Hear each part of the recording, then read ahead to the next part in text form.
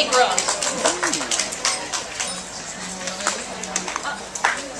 Let's see. Montepulciano. We planted this in our particular area. Nobody else had planted Montepulciano when we started planting all our Italian varietals.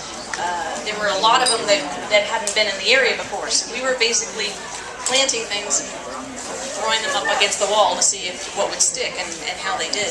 Come to find out, a lot of the Italian varietals like Sonoida. This one in particular, I've just been so happy with it. It's got great canopy.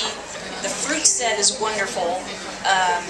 The clusters are gorgeous, and it's a late butter, which is key for our area. That's one of the biggest problems that we have basically on our 5,000 foot level. April frost can wipe out so much, but late budding varietals are wonderful.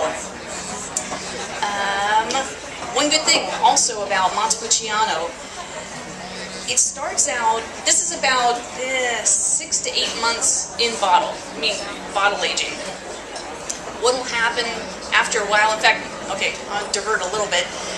Somebody had come into the tasting room about, probably about a month ago, and they bought a Magnum saying, oh, this is going to be for Christmas. I was like, that's perfect, because just a little more bottle aging. Again, this is 6 to 8 months. It gets a little smoky. It really starts to develop in bottle. So right now you're going to get a lot of fruit forward, and it's good acid balance. You'll get the acid on the sides of your tongue, and it has a little bit of a spicy finish. So, so just loving a lot of the Italian varietals that we have. Another thing, this year we had our first harvest of Aglianico, another great big red, deep red from southern Italy. High hopes for the Aglianico as well, because the vines are growing like the Montepulciano. So look for our Aglianico in the future. So any questions?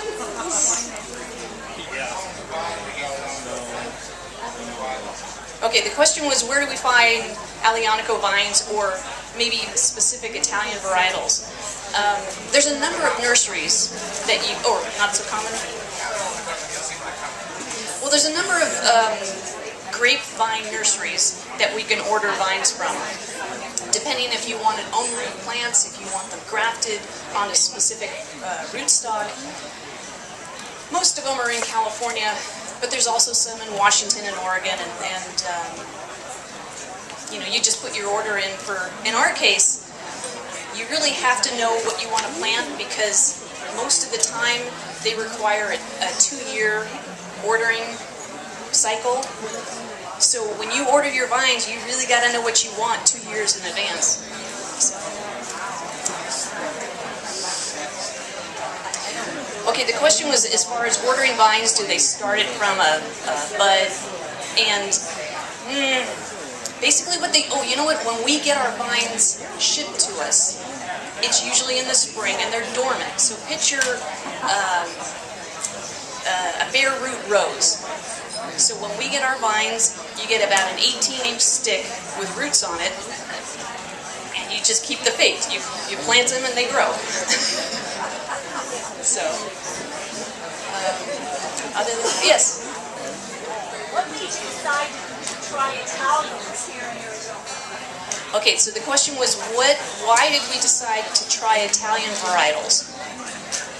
Good question, because when we started, my husband and I decided, we bought the property and we did some marketing research. What varietals, what wines sold better, and not surprisingly, it was very predictable. It was Cabernet, Merlot, Chardonnay. And as the vineyard manager, I decided, it's like, well, I don't want to grow those. You know? And then all of a sudden the light bulb went on, and I thought, you know what? I think I want to plant what I like to drink. So that's why the Italian varietals get